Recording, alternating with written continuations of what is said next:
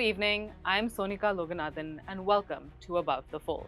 We begin with major political developments from Kerala, where V.D. Satheesan is set to be the next chief minister. We also take a look at the BRICS Foreign Ministers meeting currently underway in Delhi, tensions over Taiwan after fresh remarks from Chinese President Xi Jinping, and more. So stay tuned for the full report. Kerala finally has a chief minister after days of delays and intense speculation. The Congress's leadership has named V.D. Satheesan as the party's chief ministerial face in the state, bringing an end to weeks of suspense over who would take the top post. Here's our report. Kerala is set for a major political transition with V.D. Satheesan chosen as the next chief minister of the state.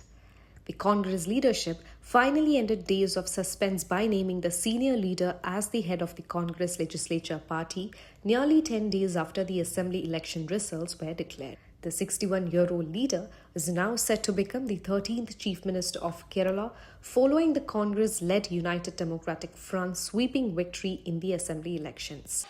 This election result was a declaration of the Kerala Malayali people to the entire Kerala that our state is secular Kerala. The UDF 102 seats in the 140-member assembly, ending a decade-long rule of the CPIM-led Left Democratic Front headed by Pinarayi Vijayan. But the decision did not come easy. For days, intense discussion took place in New Delhi with senior Congress leaders V.D. Satheesan, Ramesh Chennithala and K.C. Venugopal all seen as the contenders for the top post. K.C. Venugopal has the most MLA support from Kerala.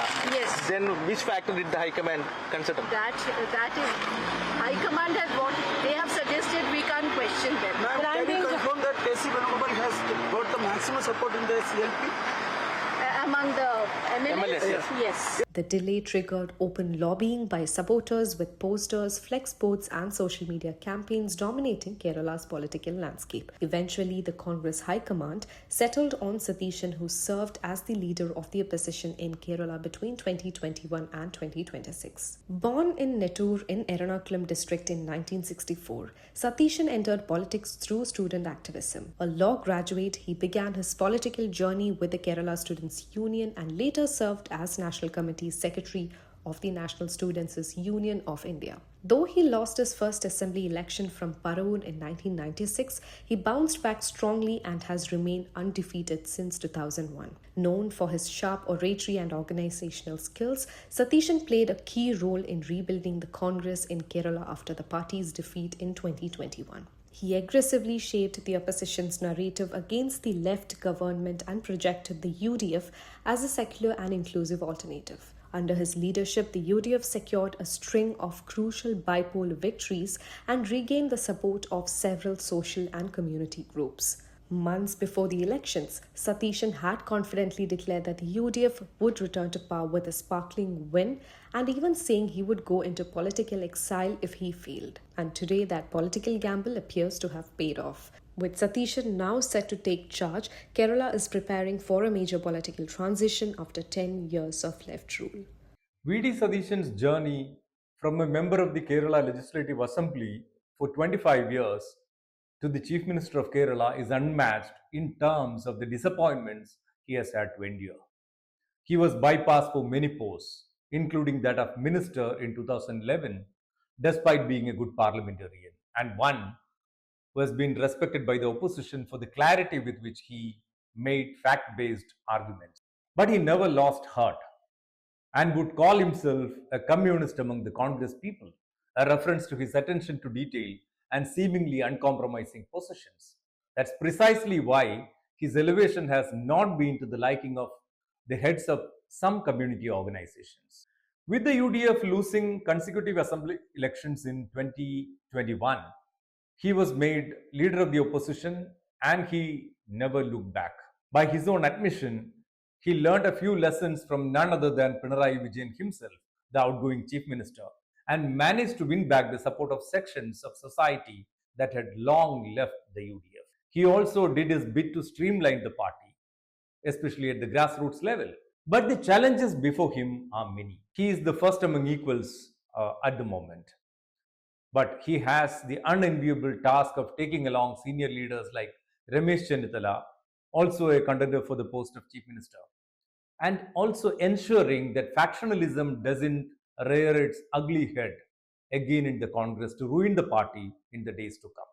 Satheesan right now has the confidence of all the UDF allies, but he should try to win the confidence of his own partymen to stay on top of the game. He has always been known as a strategist, but should now prove that absence of administrative experience is not a hurdle in taking the Kerala government forward at a time when the Kerala model is in a transitional stage. Attention now shifts to the BRICS Foreign Ministers Summit, where External Affairs Minister S. Jaishankar addressed key global developments and diplomatic priorities. Here's the full report. India is hosting the BRICS Foreign Ministers meeting on May 14 and 15, 2026, under the chairmanship of External Affairs Minister S. Jaishankar in New Delhi. Foreign ministers from Brazil, Russia, and South Africa, along with representatives from newer member countries, are present, including Iranian Foreign Minister Abbas Araghchi. China is being represented by Ambassador Zhu Feiong, as Foreign Minister Wang Yi remains in the Chinese capital during Donald Trump's visit. In his national statement on global and regional issues, Mr. Jaishankar raised concerns over the West Asia conflict, warning that tensions in the region and disruptions to key maritime routes such as the Red Sea and the Strait of Hormuz could impact global stability. He also called for a ceasefire in Gaza, backed the two-state solution, and stressed that dialogue and diplomacy must remain central to resolving global conflicts. As chair of the meeting, Mr. Jaishankar thanked participating delegations for strengthening cooperation within the BRICS framework. All of us remain in close and regular contact through bilateral and multilateral engagements. Gathering today for the BRICS meeting is, however, a special occasion. It allows us to exchange perspectives and encourages us to develop convergences. And in this complicated and uncertain world, that is of ever greater importance. Mr. Jaishankar noted that India's BRICS chairship has so far hosted more than 80 meetings with active participation from all member nations, helping deepen cooperation across sectors. He added that India has also engaged partner countries to build a more inclusive BRICS framework while advancing institutional reforms and integration mechanisms for new members. He stressed that all member nations must remain aligned with the BRICS consensus on major global issues. Calling peace and security central to the global order, Mr. Jaishankar said the world is currently witnessing significant geopolitical uncertainty. We meet at a time of considerable flux in international relations. Ongoing conflicts, economic uncertainties, and challenges in trade and technology and climate are shaping the global landscape. The External Affairs Minister said recent conflicts once again underline the urgent need for dialogue and diplomacy, while also stressing the shared global interest in combating terrorism. Meanwhile, tensions flared between Iran and UAE in the summit as Abbas Araghchi accused the UAE of being directly involved in military operations against Iran a day after UAE denied claims by Israeli Prime Minister Benjamin Netanyahu that he had visited the Gulf nation. The Iranian state media did not specify the Emirati representative's remarks, but reports said Mr. Araghchi argued that neither US bases nor ties with Israel would guarantee the UAE's security. Moving on to the high-stakes U.S. China summit, President Xi Jinping has delivered a sharp warning to President Donald Trump. More in this report. U.S. President Donald Trump received a grand ceremonial welcome in Beijing as he met Chinese President Xi Jinping for a high-stakes summit focused on trade, technology, and regional security. Trump praised Xi as a great leader and a friend, expressing optimism about the future of ties between the world's two largest economies. But behind the warm optics, Beijing's message on Taiwan remained firm. 习近平主席与特朗普总统会谈当中指出，台湾问题是中美关系中最重要的问题，处理好了，两国关系就能保持总体稳定；处理不好，两国就会碰撞甚至冲突，将整个中美关系推向十分危险的境地。台独与台海和平水火不容，维护台海和平稳定是中美双方最大公约数，美方务必慎之又慎处理台湾问题。Taiwan remains a major flashpoint between Washington and Beijing. While the US officially recognizes Beijing as the sole Chinese government, it continues supplying defensive weapons to Taiwan, something China strongly opposes. Taiwan is also strategically important because of its dominance in global semiconductor manufacturing and its location along key Indo-Pacific shipping routes. Trade and technology also dominated the summit. The two countries discussed extending their tariff truce after last year's trade war, while reports said the US had approved several Chinese firms, including Alibaba and Tencent, to purchase NVIDIA's advanced H200 AI chips. NVIDIA CEO Jensen Huang also joined Trump's China visit amid hopes of easing tech tensions. The White House later described the talks as good, though its statement made no mention of Taiwan. Now let's turn to the Hindu Roundup for some of our exclusive content. An editorial titled Testing Troubles on the National Testing Agency NEET-UG 2026 argues that the cancellation of the NEET-UG 2026 over allegations of a paper leak is a severe blow to the credibility of the National Testing Agency, and it raises serious doubts about the integrity of India's national examination system. The editorial says that despite repeated controversies surrounding the entrance exams, it looks like the NTA has failed to learn from its past mistakes. It recalls earlier controversies linked to NEET, including impersonation scams, allegations of unfair treatment of candidates, previous paper leaks, and grace marks disputes. And it argues that recurring failures have steadily worn down the public's trust in the agency. The piece concludes that allowing the NTA to continue functioning without major reforms would jeopardize the future of lakhs of students. An examination introduced in the name of transparency has instead become associated with repeated leaks and breaches of confidentiality. Tap the card above to watch the editorial on the Hindu Originals YouTube channel. And in the latest episode of Business Matters, digital editor Bharat Kumar examines Prime Minister Narendra Modi's appeal to conserve fuel, curb gold purchases, and reduce foreign travel amid rising global tensions and forex concerns. Here's a quick glimpse from the episode. How much fuel, including petroleum and diesel, does India actually use? In the year ended March 2026, the country consumed 42.5 million metric tons or billion liters. 1 million metric ton is equal to 1 billion liters. So the country consumed 42.5 billion liters of petrol and about 95 billion liters of diesel. The question then arises, can't India's strategic petroleum reserves rise to the occasion? Well, our reserve capacity is a mere 5.33 MMT or 5.33 billion liters, while our combined petrol-diesel consumption last year totaled about 137 billion liters. And remember, the war in Iran is not over yet. So even if the war ended tomorrow and the Strait of Hormuz, through which India sources much of its oil and gas imports, even if that strait gets freed up and transport is possible, remember that the production units for oil and gas across countries in that region have suffered damage because of the assault of war and may take time coming back on stream. In other news, an Indian-flagged commercial vessel came under attack off the coast of Oman on Wednesday, prompting concern over maritime security in the region.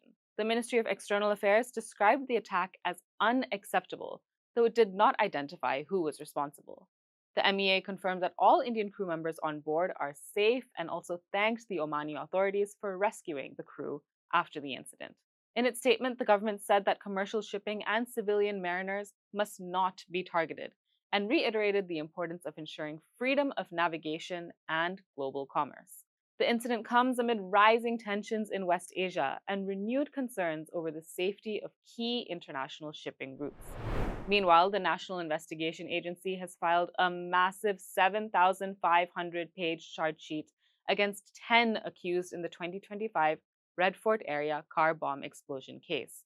According to the NIA, all those named were linked to the Ansar Ghazwat-ul-Hind, an offshoot of Al-Qaeda in the Indian subcontinent. The main accused, Dr. Umair Nabi, from Pulwama, was allegedly driving the explosive-laden car when the blast took place in November last year. The agency said that the accused included several radicalized medical professionals who had allegedly regrouped in 2022 under a new outfit called Ansar Ghazwat-ul-Hind Interim, and planned attacks aimed at overthrowing the Indian government. The NIA claims that the group manufactured explosives, stockpiled weapons, and experimented with drone-mounted and rocket-based IEDs. 11 people have been arrested so far, while efforts are continuing to trace other suspects. And in Delhi, a woman was allegedly raped inside a sleeper bus by the driver and conductor of the vehicle in an incident reported from the Rani Bagh area. Police said the incident took place on the night of May 11th, and both the accused have since been arrested. The bus involved has also been seized. According to police sources, the woman was returning home from work when she approached the bus near a bus stand in Saraswati Vihar and was allegedly dragged inside and assaulted. An FIR has been registered under charges including rape and gang rape under the Bharatiya Nyaya Sanhita. The incident has also triggered political reactions, with the Aam Aadmi Party comparing it to the 2012 Nirbhaya case and raising concerns over women's safety in Delhi. The BJP has raised questions over Congress leader Rahul Gandhi's foreign trips, demanding details about their funding. At a press conference in New Delhi, BJP spokesperson Sambit Patra claimed that Rahul had undertaken 54 foreign trips over the last 22 years, with a cumulative expenditure of nearly 60 crore rupees. He alleged that the spending did not match the income and assets declared by the Congress leader in his election affidavits. The BJP also questioned several alleged undeclared foreign visits, including a reported private trip to Muscat, Oman, earlier this month. Sambit Patra also claimed such visits could raise questions under the Foreign Contribution Regulation Act and the Black Money Act if proper disclosures and permissions were not obtained. The party further cited a CRPF letter that allegedly flagged undisclosed foreign travel by Mr. Gandhi. The Congress has not yet responded to the allegations. And that's it for today's episode. Thank you so much for watching, and please do share your thoughts on today's episode in the comments section. If you found this video useful, don't forget to share it and save the Above the Fold playlist so that you never miss an update.